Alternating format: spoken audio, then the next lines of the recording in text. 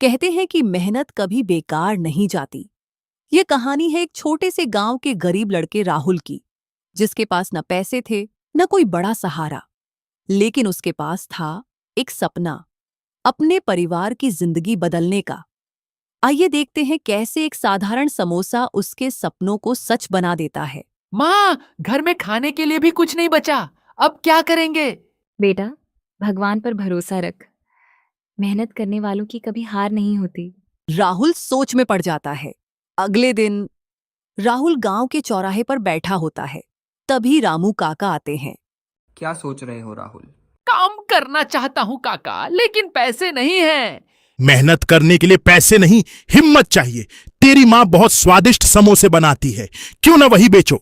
राहुल की आंखों में उम्मीद की किरण चमक उठती है। अगले दिन माँ केवल 20 समोसे बनाती है। राहुल गांव में आवाज लगाता है। गर्मा गर्म समोसे सिर्फ 10 रुपए में। शुरू में कोई ध्यान नहीं देता। तभी उसका दोस्त मोहन आता है। मोहन समोसा खाता है। वाह, इतने स्वादिष्ट समोसे मैंने कभी नहीं खाए। उसकी बात सुनकर दूसरे लोग भी आने लगते हैं। कुछ ही देर में सारे समोसे बिक जाते हैं। अगले दिन राहुल 50 समोसे बनवाता है, फिर 100। धीरे धीरे पूरे गांव में राहुल के समोसों की चर्चा होने लगती है। स्कूल के बच्चे, किसान, दुकानदार सब उसी के समोसे खरीदने लगे। कुछ महीनों बाद राहुल ने एक छोटी सी दुकान खोल ली। दुकान पर लंबी लाइन लगी रहती थी। राहुल, 10 समोसे पैक कर दो। भाई, तुम्हारे समोसे पूरे इलाके में सबसे अच्छे हैं।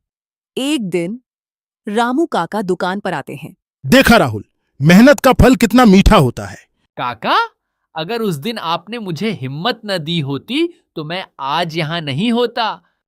कुछ साल बाद राहुल ने अपने गांव में एक बड़ा स्नैक्स सेंटर खोल दिया। अब उसके यहाँ कई लोग नौकरी करते थे। जिस लड़के के घर में कभी 2 वक्त का खाना नहीं था, आज वही दूसरों के घर का चूल्हा जला रहा था। दोस्तों, इस कहानी से हमें यही सीख मिलती है कि सफलता के लिए बड़े पैसे नहीं, बल्कि बड़ा हौसला चाहिए। छोटा काम कभी छोटा नहीं होता। अगर ईमानदारी और मेहनत से किया जाए तो वही काम इंसान की किस्मत बदल सकता है। इसलिए सपने देखिए, मेहनत कीजिए और कभी हार मत मानिए।